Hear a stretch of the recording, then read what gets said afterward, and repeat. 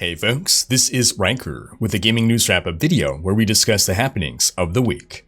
This week's topics include Blizzard losing almost a third of its active player base over the past 3 years, Blizzard cracking down on multiboxers, and a key Diablo 4 team member leaving Blizzard, and more. That's right, it's a Blizzard spectacular. As always, discussion timestamps can be found in the description below, but right before you skip ahead, just a quick reminder to ring that sub notification bell to be alerted to new Saturday episodes and stay up to date with gaming news highlights. Now before we move on, just a quick word from this video's sponsor, Raycon. I got myself a pair of Raycon Everyday E25 earbuds. I've been using earbuds for most of my life, and I've always been concerned about going wireless. Won't they just fall out? Well, not these. These Bluetooth earbuds connect effortlessly, give you 6 hours of playtime, and actually deliver some solid bass for such a small package. And they're highly customizable. Not only do they come in an assortment of hues, but when you get them, they give you a wide range of sizes of earpieces so that you can find the perfect fit for your ears. These days, when I'm out of the office, I'm always wireless, whether I'm in the kitchen, in the living room, on the treadmill, or as summer approaches, hopefully outside more. And it's just nice to have that freedom of movement and the sound piped right into your ears so you can hear everything clearly over the sound of the faucet or the oven fan. Also, Raycon has a 45-day free return policy. So go to buyraycon.com/Riker or click the link in the description to get 15% off your order. That's buyraycon.com/RHYKKER to get a discount on some solid earbuds. In our first story, Blizzard has revealed the release date for The Burning Crusade coming to Classic WoW. The expansion will re-release in less than a month, June 1st, with pre-patch happening on May 18th. And in related WoW news, Blizzard is cracking down even harder on multiboxers.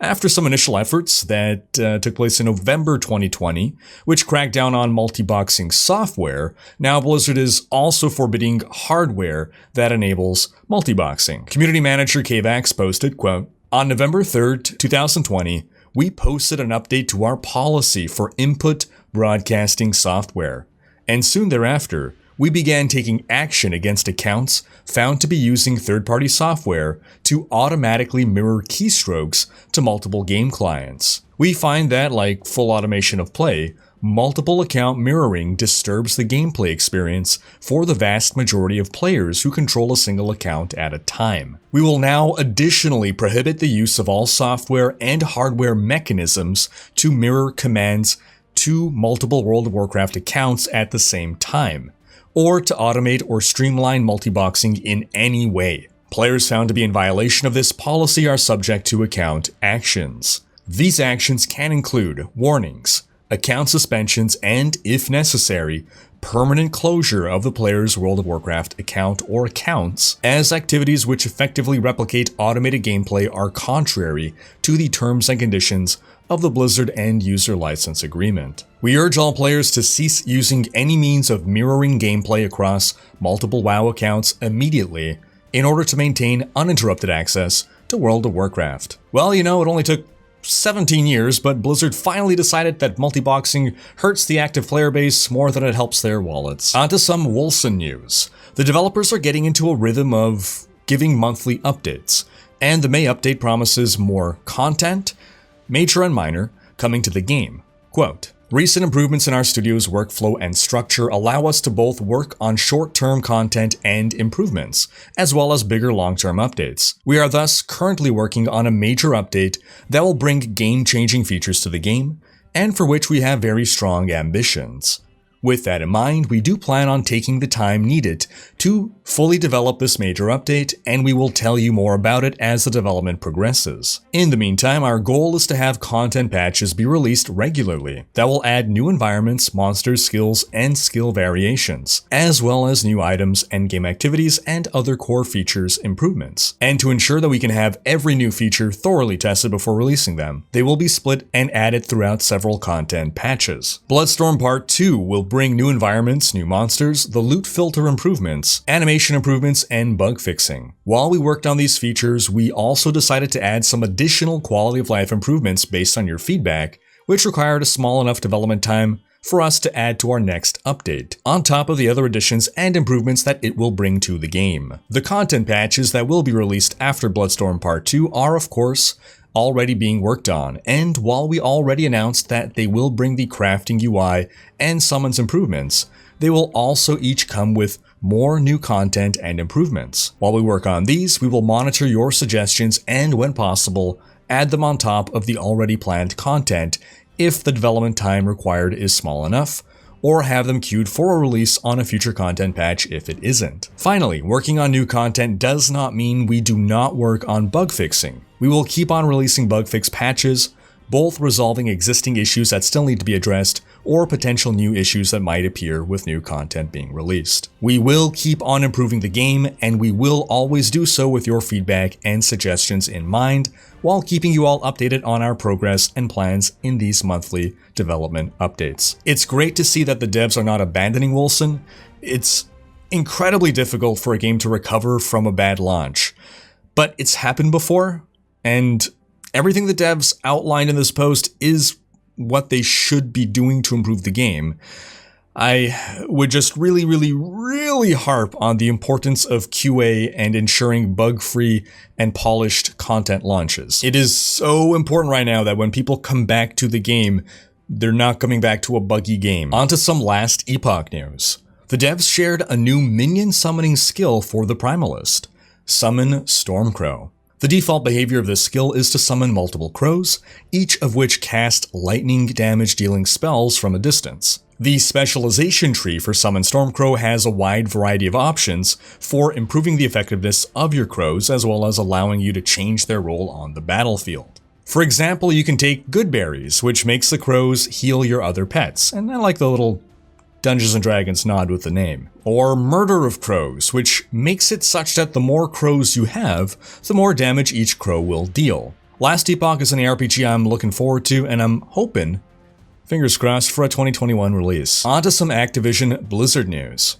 The company had its first quarter 2021 financial results call, and the results really highlight how Blizzard currently looks like the weakest link in the Activision Blizzard family, which also includes King, the creators of Candy Crush, which people tend to forget about. The Q1 revenue for each of these saw Activision make $891 million, King make $609 million, and Blizzard in last place make $483 million, roughly half of what Activision made. And if we look at how this compares to last year, we see that Activision's revenue grew by 72% year over year.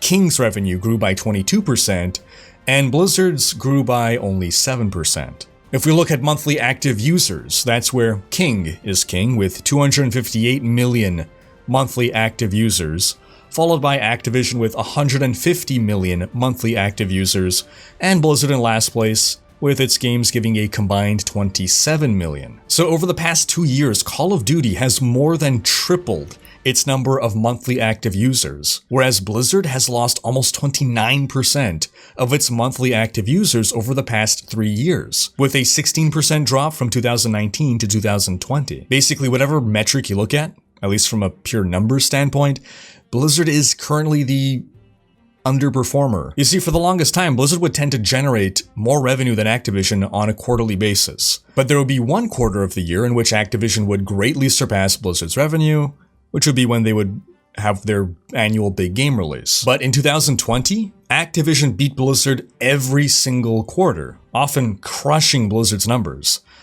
And that trend doesn't look like it's going to change until Blizzard releases another major game, which Blizzard hasn't done since launching Overwatch in 2016. Now, it shouldn't really be a surprise that Blizzard's numbers are down. Again, they haven't released a new game since 2016, just expansions and remasters. From a numbers perspective, StarCraft and Heroes of the Storm are basically dead. Diablo 3 has been on life support for years. Overwatch has seen no substantial updates for a long time, as all efforts seem to be on Overwatch 2, which really just leaves Hearthstone and World of Warcraft pumping out expansions, keeping Blizzard afloat. And that puts a ton of pressure on Overwatch 2, Diablo 4, and even Diablo Immortal to perform when they all eventually release. Basically, the more Activision outperforms Blizzard, the more pressure will be put on Blizzard to make money.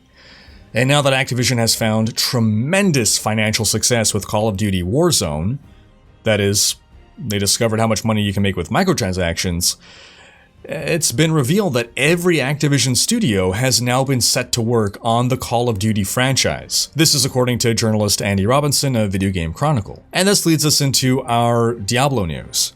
It was confirmed during this Q1 financials call that Diablo Immortal is on track for a global release this year.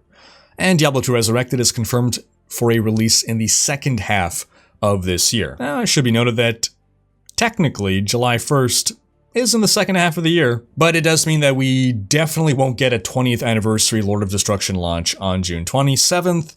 I know a number of people were hoping for that.